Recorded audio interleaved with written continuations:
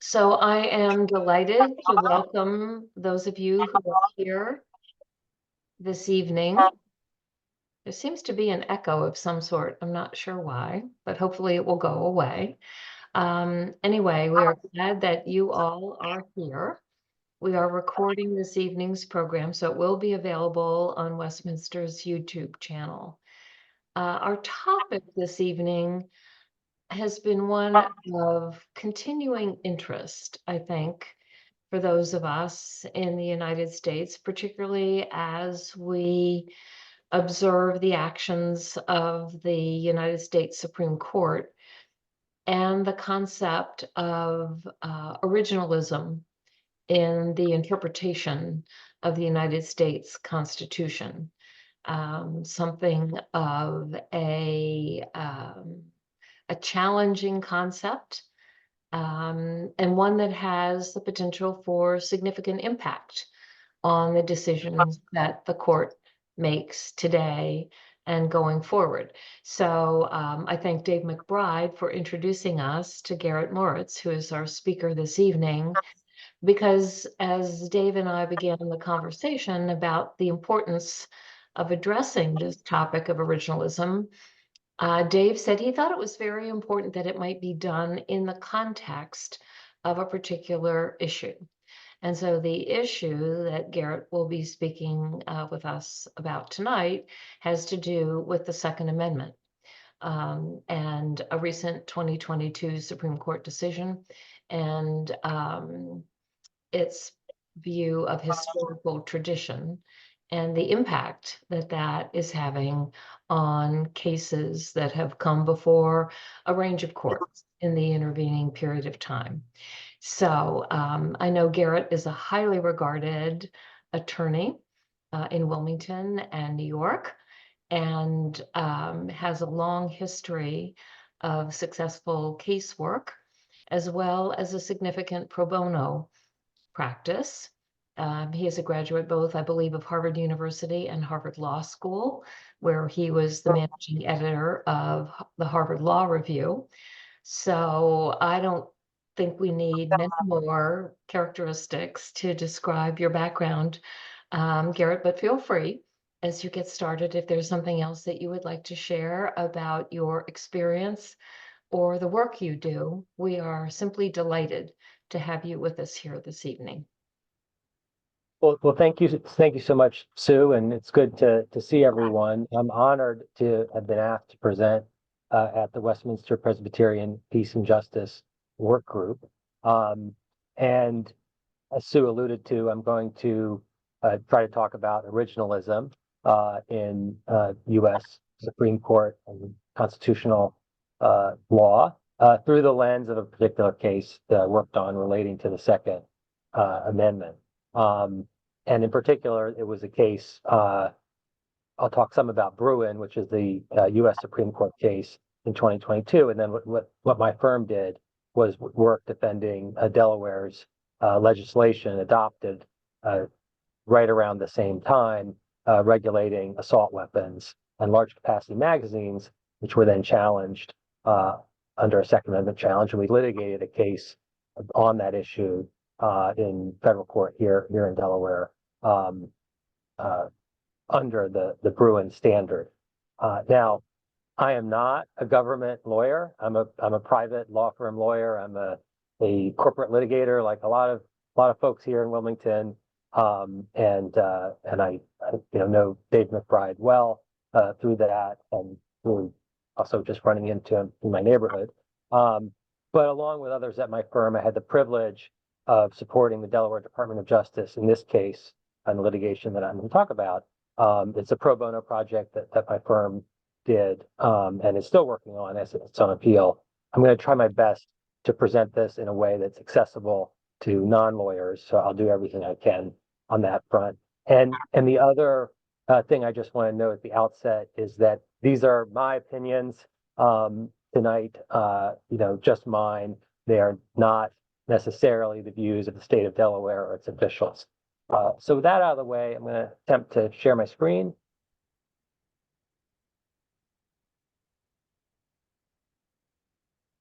Okay, can everyone see that presentation? Yes. Great. Okay. Okay. So this is just an overview of what I'm going to try to cover tonight. I want to talk a little bit about the Second Amendment and also the 14th Amendment. And then to give you context on what's happened recently, I've talked about the Heller and McDonald cases from the U.S. Supreme Court, and then focus on Bruin, which was an important recent decision in the Second Amendment area. And then from there, I'm going to talk about the Delaware legislation on assault weapons and large capacity magazines, which we sometimes refer to as LCMs. It's a mouthful. And then the litigation under Bruin challenging that statute. And then touch on a little bit of what's going on in other states. There's some similar legislation in some other states and how that's played out, and have some time for questions. So that's the agenda for tonight. So I have up on the screen the text of the Second Amendment. Was adopted 1791. A well-regulated militia being necessary to the security of a free state, the right of the people to keep and bear arms shall not be infringed. Definitely got some interesting sentence structure for English teachers, and also for lawyers, since we try to figure out what this stuff means. For a long time, there was really not very much case law about the Second Amendment. Definitely not at the U.S. Supreme Court level, which is pretty incredible for something that goes, back to 1791. And that's one of the fascinating things when we talk about originalism, is that there is very little, at least from the courts, interpreting the Second Amendment for quite a long time. The next thing, this is more background, but it'll become important in a little bit, is the 14th Amendment, and that is one of the so-called Civil War amendments adopted during Reconstruction, and the 14th Amendment is from 1868, and it has several different clauses, but the one that will be important tonight is what's referred to as the Due Process Clause, that says, "Nor shall any state deprive any person of life, liberty, or property without due process of law." And this Due Process Clause has massive significance in U.S. constitutional law. You might wonder, what does this possibly have to do with the Second Amendment? And what the significance of it is that although it may be foreign to us in 2023 to think this way, the Bill of Rights was not originally viewed as applying to states.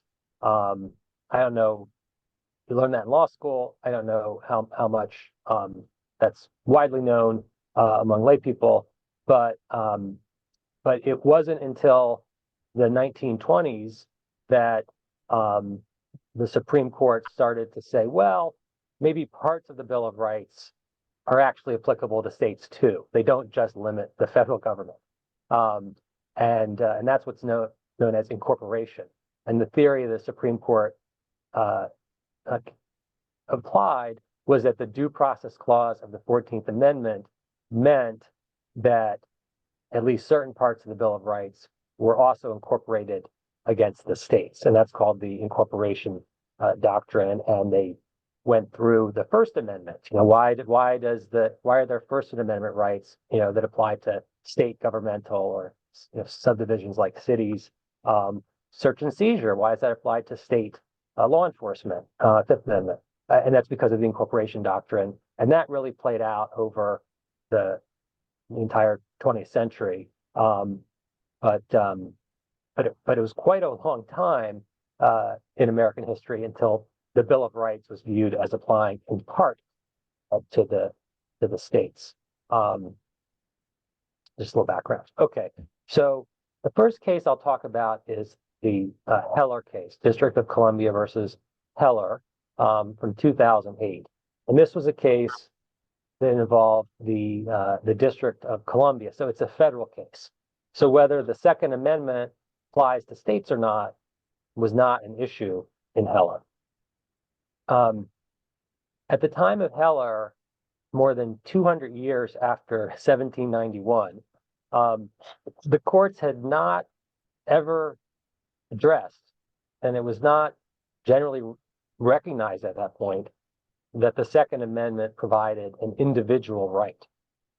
There was a real question at the time, because it had never been dealt with, and certainly not at the U.S. Supreme Court, as to whether the Second Amendment was really about, for example, the right of states to form militias, as opposed to individuals to do anything.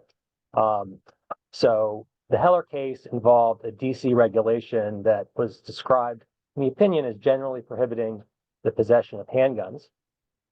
And the plaintiff in the case, a police officer, Heller, Mr. Heller, was a DC police officer who wanted to keep a handgun at home while off duty. And there was an exception process to get the permission to do that, applied for it, did not get it from DC, and he filed suit in federal court challenging the DC handgun regulation on Second Amendment grounds. The district court dismissed the case. It said, look, I can't really find authority saying you have a right to do this, so no dice. The DC Circuit reversed, holding, this is the circuit court, which is the intermediate court between the trial courts, the federal trial courts, and the Supreme Court. Intermediate courts called the circuit courts. The DC Circuit reversed, holding that the Second Amendment did, in fact, protect an individual right to firearms for self-defense. It really emphasized self-defense in that decision. And then in the Supreme Court decision in Heller, because then it went up to the Supreme Court, confirmed, Justice Scalia wrote the opinion for the court, and the majority opinion held that the Second Amendment protects an individual right, that it was a pre-existing right, and that's quite important. That means that if you're saying, well, what does the Second Amendment protect? You can't just look at the text. You can't just look at the words in that one sentence and know what it means. Instead, because it's a pre-existing right, you have to understand what was the pre-existing right that was in place at the relevant time. And so you have to go beyond the text to know what the pre-existing right was. You also have to know what the relevant time is. And that itself is an area of debate, and it's not settled even now. And Heller also decides that the Second Amendment presumptively extends to what court refers to as bearable arms, even if not in existence at the time of the founding. It's not limited to muskets, but weapons, arms that are developed later, it applies to that. If they're, quote, bearable, you have to be able to bear them. It wouldn't apply to, say, a aircraft carrier. And the Second Amendment describes it, the court opinion describes it as elevating above other interests the right of law-abiding citizens to use arms for defense purposes. But few notable passages in Heller, and they become important and are further developed in Bruin,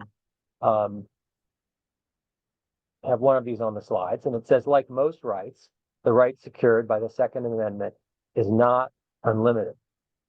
From Blackstone to the 19th century cases, commentators and courts routinely explained that the right was not a right to keep and carry any weapon whatsoever, in any manner whatsoever, and for whatever purpose. And Blackstone was an English legal writer who wrote treatises and explained general principles of law, and was a kind of a desk reference for lawyers in the 1700s. So I think the important point here is that understanding the Second Amendment depends on it's not unlimited. And so where do you draw the line? Next slide, we have another quote. Here's some examples. Nothing in our opinion should be taken at cast doubt on long-standing prohibitions on the possession of firearms by felons or by the mentally ill, or against carrying firearms in places like schools or government buildings. The Heller opinion also, has some interesting parts, like it does not protect weapons that are not typically possessed by law-abiding citizens, like sawed-off shotguns. Can't get Second Amendment protection for that.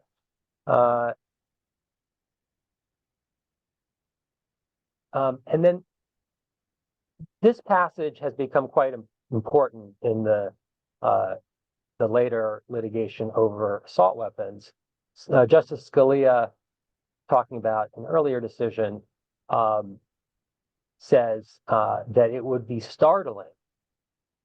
startling reading to suggest that something called the National Firearms Act's restriction on machine guns could be unconstitutional. And so one principle that is built into Heller, another quote here on page 9, about weapons most useful in military service, M16 rifles and the like, may be banned. This principle that machine guns can be banned, but that would not be a Second Amendment problem, is something that that Heller says, and there has been a long-standing series of statutes in the last century, starting in the 1930s. There was a tax on machine guns as they proliferated, people became concerned with them, and then ultimately, as time went on, they were made essentially fully illegal.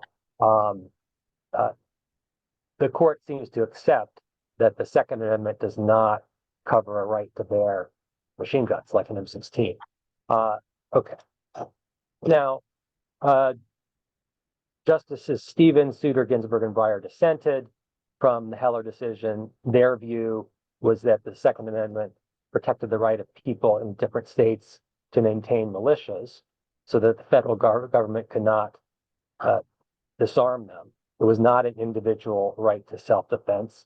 It was about federal tyranny and bulwarks against that, and that was this idea of self-defense that's being promoted in Heller was not actually the original understanding, was not actually what the founders were focused on. It's a really interesting debate, but I'm not going to spend any time on it here because it's been decided, and we're moving on to how this line of cases develops after Heller. But it is interesting nonetheless. Okay, so then we get to the McDonald versus City of Chicago case, and that involved a Chicago handgun ordinance that effectively banned handgun possession in the city, according to the opinion's description of the ordinance. And in this 2010 decision, McDonald, the Supreme Court for the first time held that the Second Amendment applied to the states through the 14th Amendment. Chicago is an instrumentality of a state. This wasn't a federal case. It was involving wasn't a federal ordinance, it was a state ordinance. And so it's pretty notable to think that the Second Amendment, first, we didn't have any Supreme Court guidance saying it was an individual right until 2008. And it was only in 2010, through the application of the Due Process Clause, that the U.S. Supreme Court first said it also applies to state laws.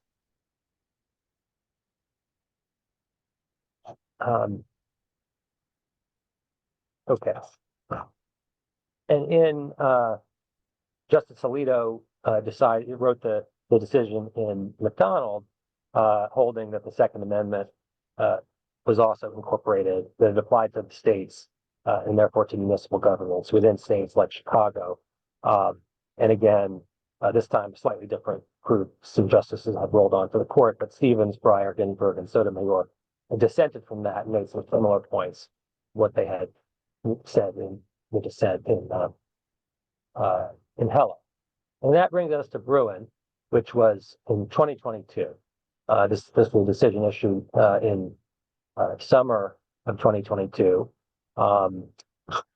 And in the years since Heller and McDonald, basically 10 years or so, lower federal courts have been applying what the Bruin decision calls means in scrutiny. Other people might call it a balancing test to Second Amendment issues. They basically said there's a Second Amendment right. We have to look at what are the other public interests that it should be weighed against, and use that to figure out whether the Second Amendment would prohibit a regulation or not. In Bruin, the Supreme Court rejected that approach, and it spelled out what the analysis for Second Amendment cases should be. And as we'll see, what it really boils down to is history. Here are the facts of the Bruin case. There was it deals with New York licensing regulations. The state of New York makes it illegal to have a firearm without a license. That's not unusual, but it's the New York licensing regime was what's called a may issue state, not a must issue. It has something called a proper cause standard, which the court viewed as leaving significant discretion with state officials on whether or not to grant a license. And the petitioners here applied for licenses to carry handguns in public and were denied. They filed suit in federal court. The lower federal courts found that New York's licensing regime was substantially related to the advancement of an important government interest, and so there was no issue. The U.S. Supreme Court in Bruin reversed, and Justice Thomas wrote this decision, and it rejected the balancing I described, and instead, what it put in place is a test that requires that the government, to defend a statute, needs to demonstrate that the regulation is consistent with the nation's tradition of firearm regulation. So the question is, how do courts determine what is the nation's historic tradition of firearm regulation? And Bruin said it wasn't going to answer all questions about that. That would need to be worked out over time and through case law, but that it would give some guidance. And so we have some quotes in the slides. This one here discusses Heller, and it says that in Heller, we relied on historical understanding of the Second Amendment to demark the limits of the exercise of that right. For example, we found it fairly supported by the historical tradition of prohibiting the carrying of dangerous and unusual weapons, that the Second Amendment protects the possession and use of weapons that are in common use at the time. Next slide. This is another part of Bruin talking about analogies.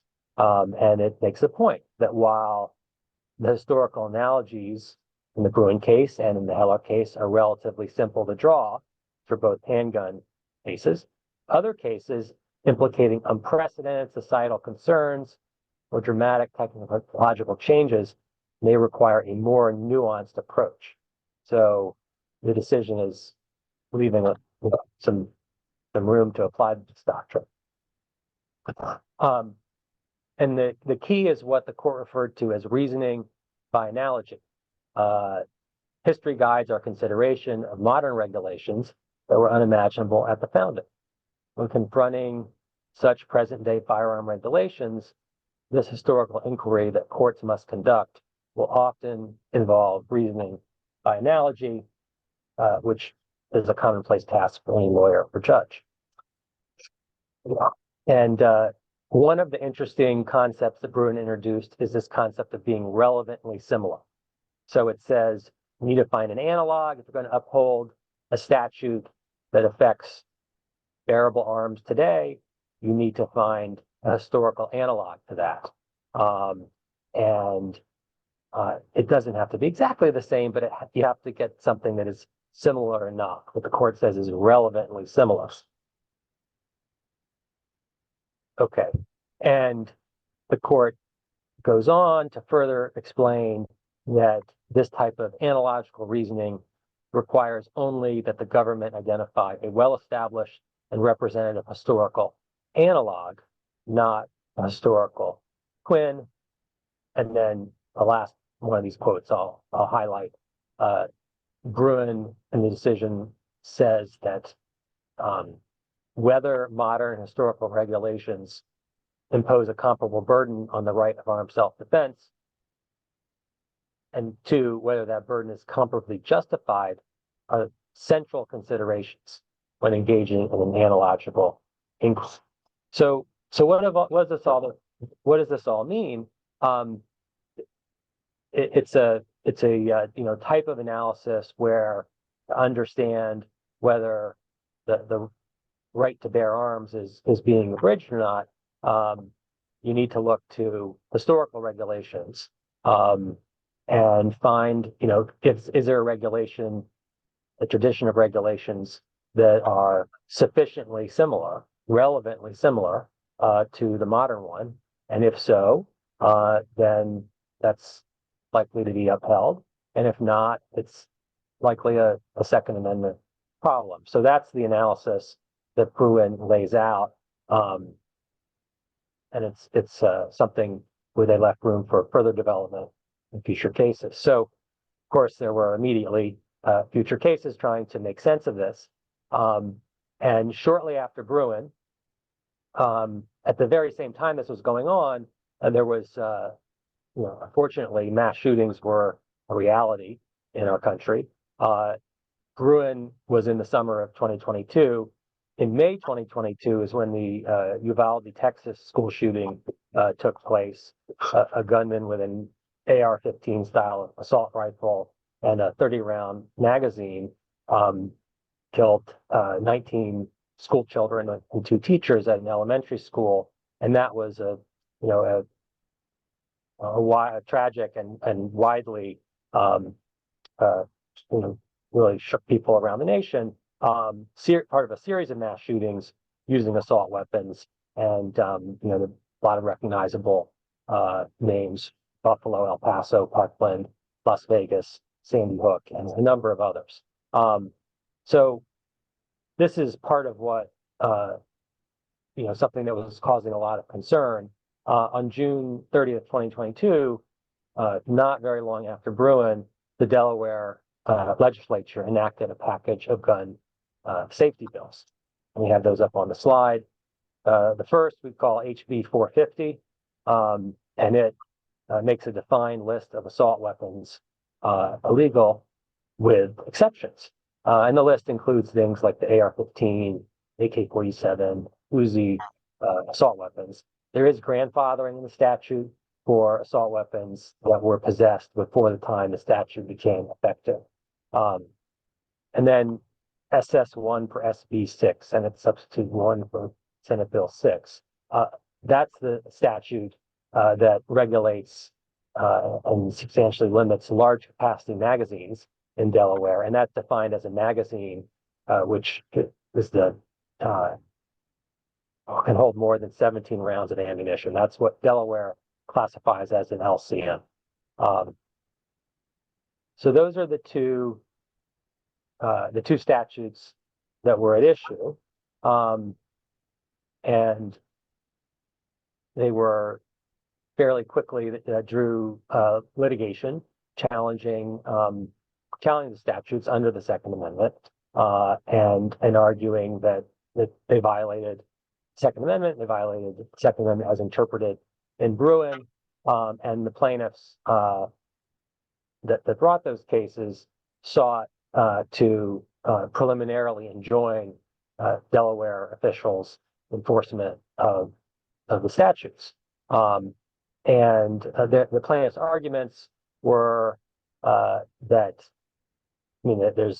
they were lengthy, but it boils down to, in summary, a pretty streamlined argument. They tried to go with a very streamlined, simple approach, which is that assault weapons and LCMs are arms, that they have become popular with large numbers of Americans, and if they're in common use, that should be the end of the inquiry.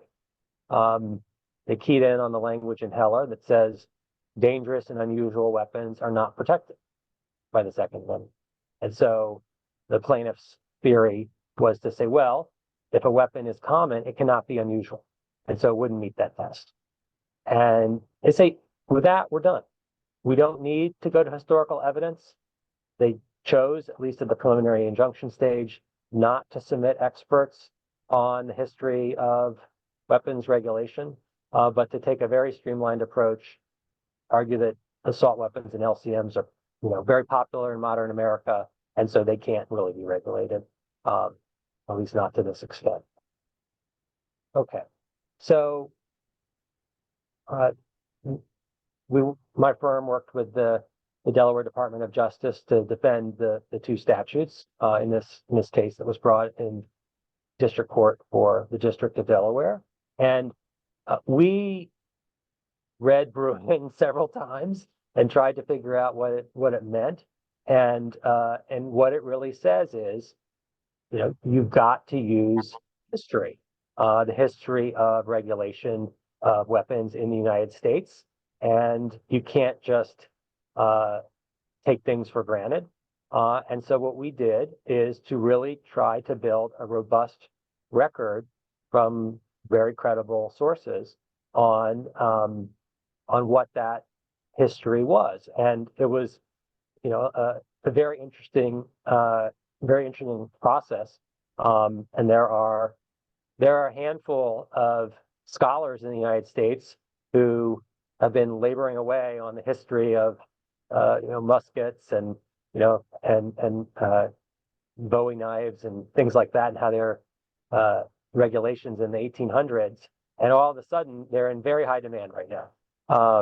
So one of the experts that we worked with in this case was Professor Kevin Sweeney, history professor from Amherst, and he is a specialist really in material history of colonial America. And one of the assertions that the plaintiffs made with very little support was that repeating firearms have been around from the founding. And so we really wanted to test that in a rigorous way. And Professor Sweeney uses a lot of sources to very rigorously say how common anything of a repeating nature was at the time of the founding, which is using everything from probate sources, militia lists, advertisements for selling things in newspapers, stuff like that, and other documentary sources. And his conclusion was that repeating firearms in 18th century America were in fact extraordinarily rare. And he did a very, very extensive and supported job of backing this up. But the plaintiffs in this case pointed to the Lewis and Clark expedition had something called a Gerondani air rifle that could repeat, that it took on the Lewis and Clark expedition, and it turned out an incredibly rare curiosity, and also did not work that well. So anyway, that was one of the things that we were getting into in the case. And many of those extraordinarily rare kind of curiosity repeating firearm, I mean, it literally, you have to pay admission to see it sometimes. This is how rare they were. Did not have detachable magazines, and so that was that issue.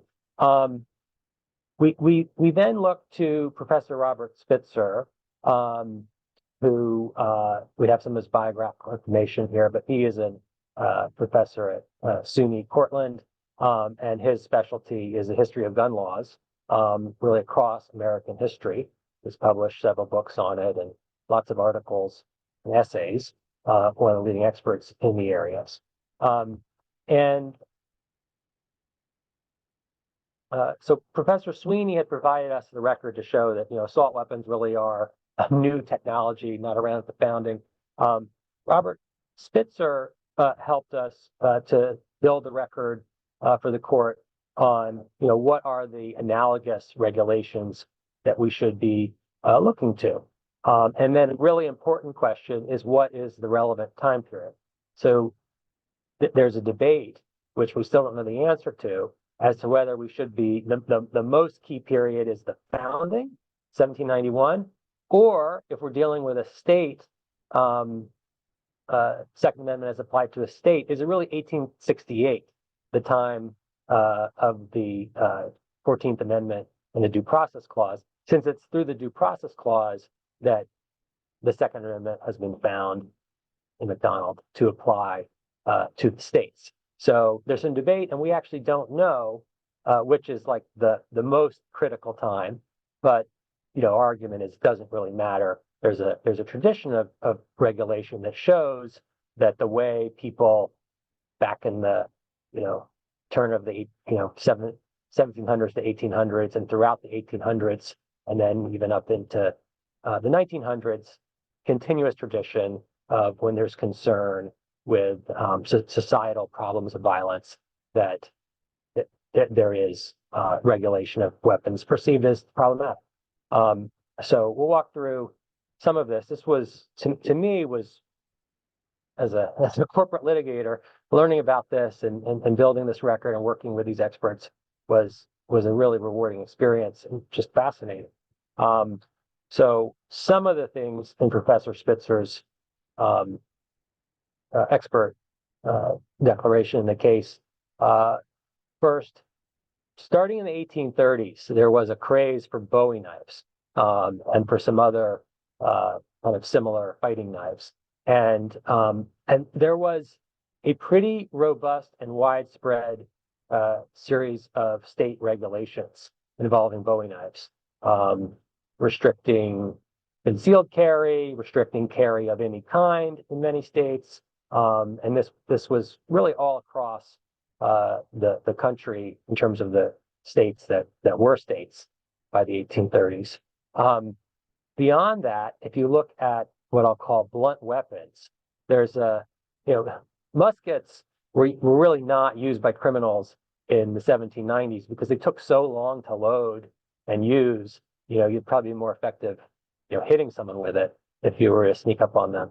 And so it was blunt weapons that lawmakers were really concerned about in the early 1800s. So there's a lot of laws about clubs. There's something called a slungshot, not a slingshot, but a slungshot, which is like a heavy item on a rope, essentially, that can be put as it's a type of blunt weapon. Billy clubs, sandbags, a remarkable amount of regulations of these types of weapons that were viewed as associated with unlawful activity, dangerous, etc.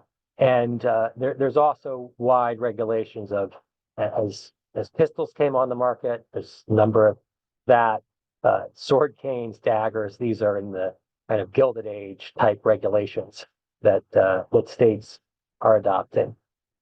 When you get to the 1920s, after World War I, machine guns start coming onto the scene, and the most well-known at the time was the so-called Tommy gun. There was concern that that was being used by criminals. There were some kind of well-known incidents involving Tommy guns, and so states start to pass laws against machine guns. Some of those actually put restrictions on semi-automatic weapons. In 1934, and machine guns, by the way, are fully automatic as opposed to semi-automatic. The difference being if you hold down the trigger of a fully automatic weapon, it continues to fire, whereas a semi-automatic, you don't need to reload, but you have to do a trigger pull for each fire. 1934, the National Firearms Act imposed a tax on machine guns and sawed-off shotguns. It wasn't in 1934 a full, prohibition. It was just a high tax. By 1986, Congress adopted the Gun Control Act, and that actually did make it unlawful to transfer or possess a machine gun. There was some grandfathering for pre-1986 ownership, but that's a federal law on machine guns.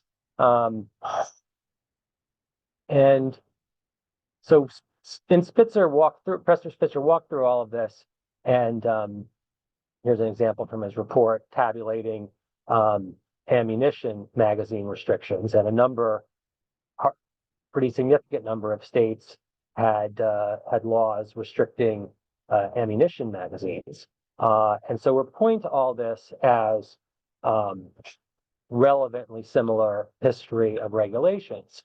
And that these regulations of, for example, machine guns, as that technology emerged, were not a departure from our nation's history and tradition, but they were a continuation of a tradition of weapons regulation that went back to, for example, Bowie knives in the 1830s, 1840s, as those regulations started coming into place. And the example of machine guns is a really important one to note because of Justice Scalia's statement in Heller that to suggest that the Second Amendment would prevent restrictions on machine guns would be startling.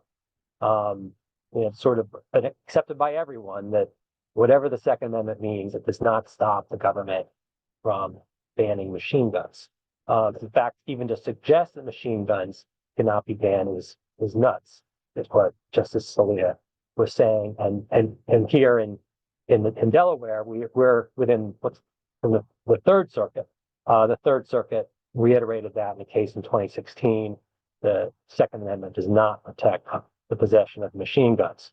There's a lot more covered in Professor Spitzer's declarations that I'm skipping over, but his conclusion was that throughout American history, firearms and accessories, along with other dangerous weapons, were subject to remarkably strict and wide-ranging regulation when they entered society, proliferated, and resulted in violence, harm, or contributed to criminality. So we saw this tradition that in how a number of different categories of weapons had regulation. Talk about assault weapons. Within assault weapons, really, and this is part of, we had another expert who talked about this, but they started to develop during World War II, coming out of in a military setting. And within a couple of decades, they started to move from their military origins into civilian hands. And there was a civilian version, like the AR-15 most of its parts are interchangeable with an M16. It's essentially an M16, except it doesn't have a selector switch to change from semi-automatic to fully automatic. That's the principal difference between AR-15 and M16. So as this technology, the assault weapons technology, started to move into civilian hands, it wasn't that long before first states started to regulate them, and then the federal government put in an assault weapons ban, federal assault weapons ban, from 1994 to 2004. And that wasn't that much of an outlier. It was very much like what we have seen with a series of different weapons regulations for things that are viewed as particularly problematic in our historical tradition. That expired in 2004, and then there's been this, popularity of assault weapons that's occurred since then.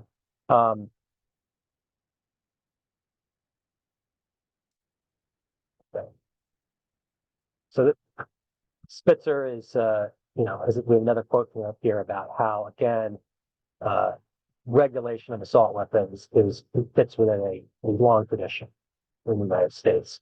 And that's the opinion of a scholar of the history of American gun regulation.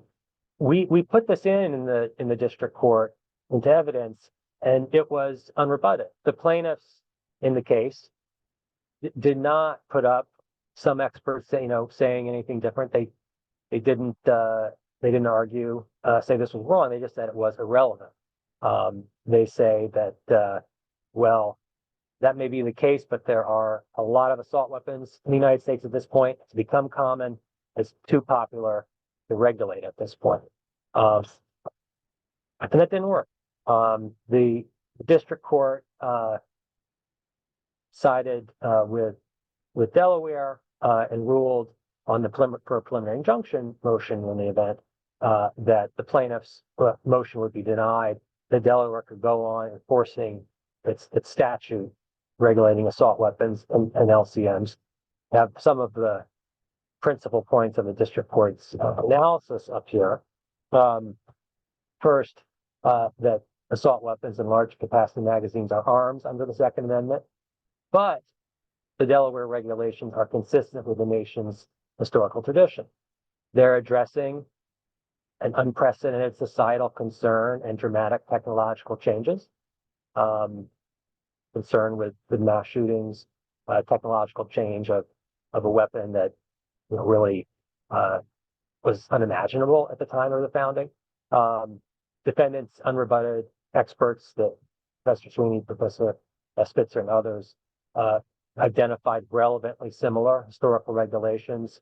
And the court went into the history of weapons regulation in the United States, including Bowie knives, machine guns, etc., and found that the plaintiffs had failed to show a likelihood of success on the merits. So that was a preliminary injunction hearing.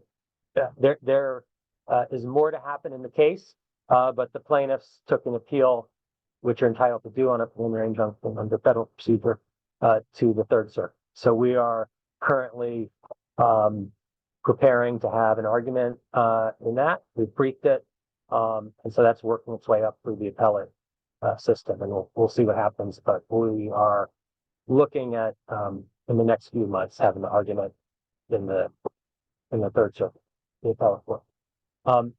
Before we move on to questions, just a little bit about what's going on in the rest of the country.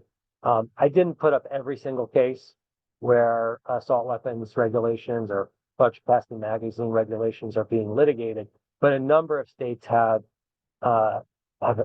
adopted regulations that are at least similar, and that's being litigated in other places. But a few examples: Illinois has assault weapons and large capacity magazine statutes. There was litigation there, and that is something there was a preliminary injunction, just like the litigation in Delaware. On the record presented, the trial courts found that assault weapons and LCMs were not protected by the Second Amendment, and that's already gone up to the Seventh Circuit.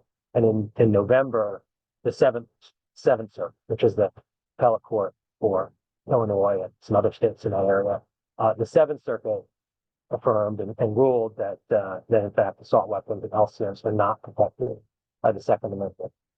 There's an appeal working its way up in the California, Washington, Oregon Circuit Court, the Ninth Circuit, and there the most recent decision was on a motion to stay, but the court suggested that the California Attorney General was likely to succeed on a claim that the large capacity magazine statute that California adopted did not violate the Second Amendment.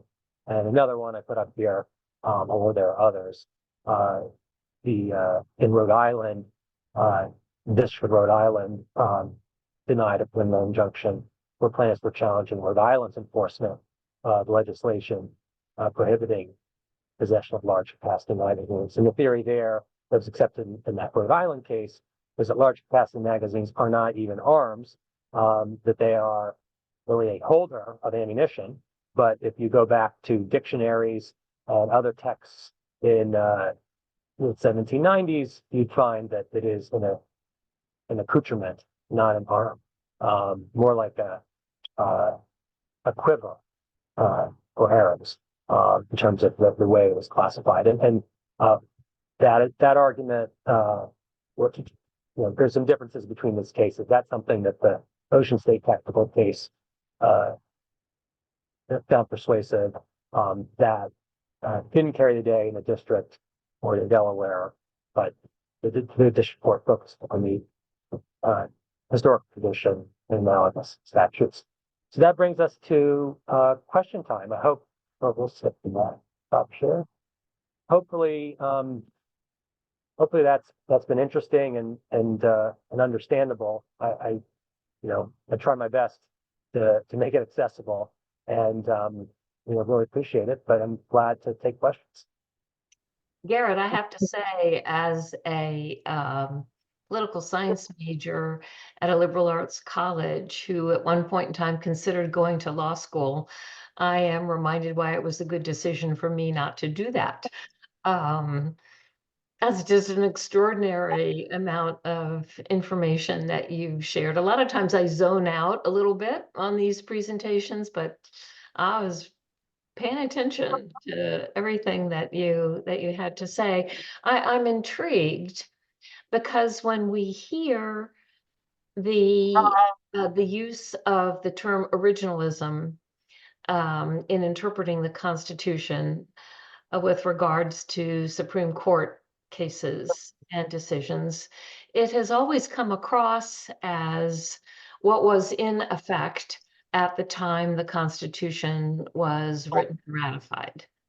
This historical tradition brings in events that have occurred in the intervening time period, which would seem to be a more rational use of the term. Because originalism, 1700s, Black people were slaves, women were non-existent. Even as a white male, if you weren't a property owner, you didn't have much of a voice. And so I'm intrigued by what that term originalism means opposite this concept of historical tradition that seems to bring in stuff that has happened in between. Well, I mean, you raise an interesting point. So the focus, according to Bruin and the cases applying it, is to understand what did the people at the time of adoption think. What did they think it meant? So you really are trying to get at 1791. You're trying to get in the heads of people in 1791, or in the heads of people of 1868. There's a really good argument that at least for the Second Amendment as applied to states, that 1868 is really the time period, since that's when the Due Process Clause was adopted. But it's looking at one of those periods. But how do you actually do that? It's very hard to say, oh, this is the exact moment. So what the court says is, if you're closer to those key time periods, that's more meaningful. All right. And so something that happens in 1975 is less significant than something that happened in, say, 1830. Because if you're in 1830, that's probably more in sync with what people were thinking in either 1791 or 1868. And so but what we did is to focus on the broad sweep of American history and to say it's not that different. It's really been the same story throughout. And critically, now if you say, look, some regulation was adopted that's totally new and different in 1934, then I think any court that was faithfully applying Bruin would say, yeah, that doesn't count. That doesn't do very much for me. But we know from Heller that 1934, the federal law that started heavily regulating machine guns, that is not only acceptable, it would be startling to even suggest otherwise. That's what Justice Scalia said. And so we can use a statute like that, the machine gun regulation, even though it was in 1934, and say, look, that's the kind of thing we know from Heller is consistent with the tradition. So we can point to stuff like that. And when statutes are happening over time that are consistent with the regulation of Bowie knives, that then you can say they fit in too. And so, but no doubt the events that are closer in time to 1791 or 1868 get higher weight. Thank you. Let's see, Roger, you have your hand up. Garrett, thank you. Fascinating discussion.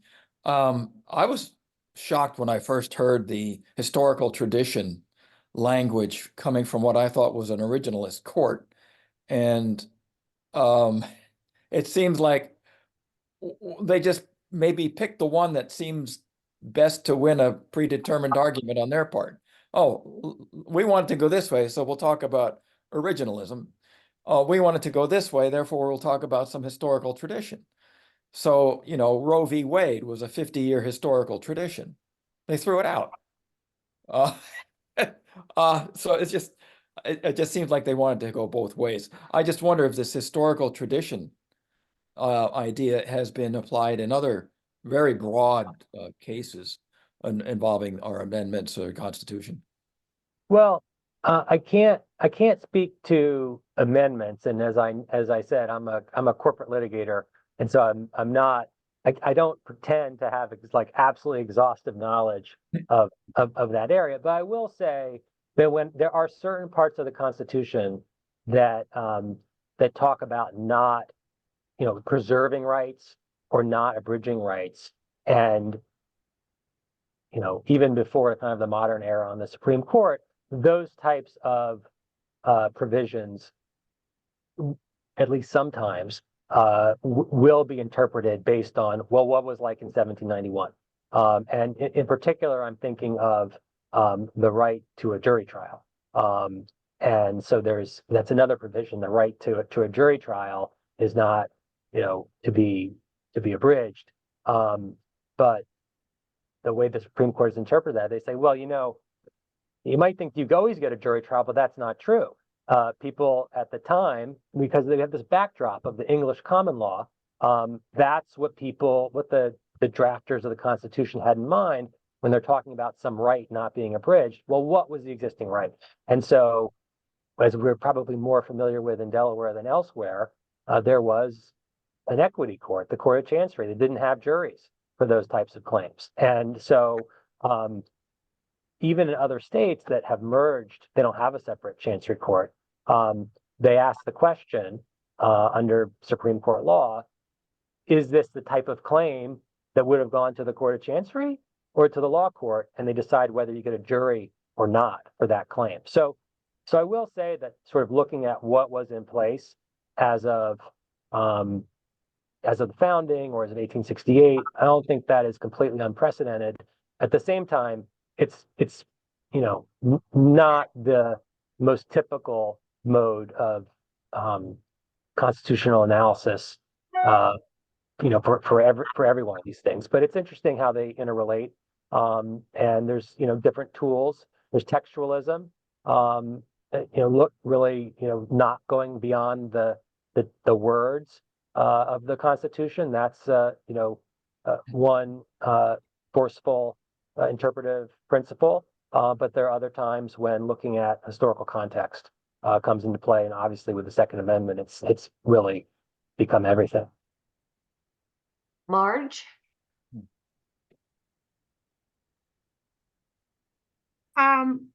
Thank you, Garrett. This has been really interesting, and I appreciate your efforts on the behalf of Delaware and these two important laws that were passed. So hopefully you will succeed.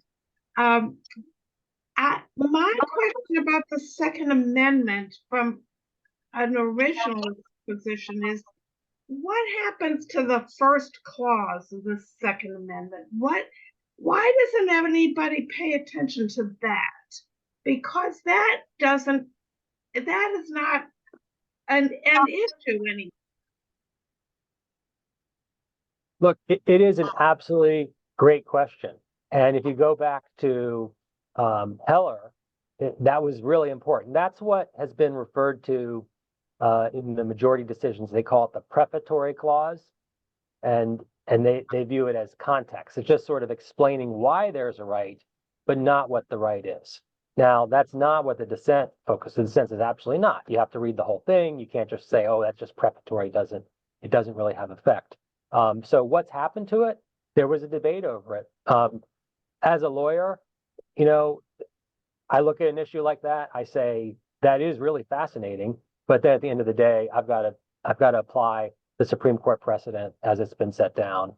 And so, but without a doubt, at the time of Heller, that was a really robust argument. And there were, you know, strong views on both sides of that. So that's what I didn't understand when you showed your slide, the prefatory clause or whatever that was. So I get that now. Thank you. maybe I can bring it up again. Let's see if I can get back to this.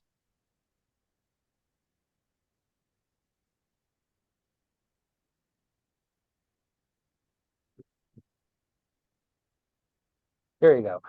So, a well-regulated militia being necessary to the security of a free state. So that is what Heller and Bruin, they call that the prefatory clause, and just kind of like a lead-in to the operative part, according to the decisions, the right of the people to keep and bear arms shall not be infringed. So that's the dividing line. But there was an argument about how those different clauses related to each other, and whether, as I was saying, whether the fact that it starts out saying a well-regulated militia being necessary to security of a free state, whether that meant the Second Amendment was not even an individual right at all, but rather about the ability to maintain militias. Right, right. Well, thank you very much, Garrett. It's interesting that tonight's discussion revolved around the Second and the 14th Amendment, because the 14th Amendment is taking on a bigger and bigger role in current legal considerations and circles, and issues about originalism and interpretation and historical tradition are sure to surface considerably in the weeks, months, years, decades, centuries, whatever ahead. The interpretation to be done will be consequential, and I think we'll all be following to the best of our ability, given the detail and the considerations in interpretation.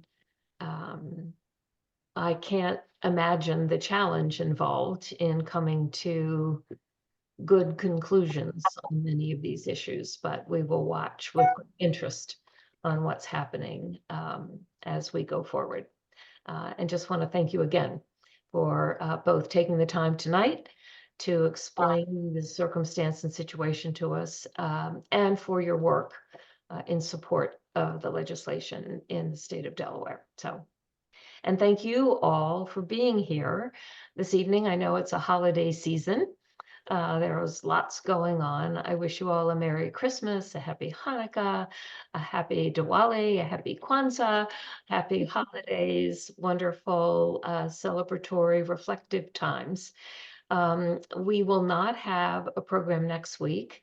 And on January 4th, the Community for Integrated Learning is going to have a program that we are supporting. So we will not have a separate Peace and Justice Work Group event on January 4th, but we will resume with our full set of programs on January 11th, and look forward to seeing you all then. So in the meantime, Happy New Year. You Be too. well. Thank you very much for Thank having you me. so much. Thank you. Thank you, Garrett. Thank you. Good Bye, night. everyone.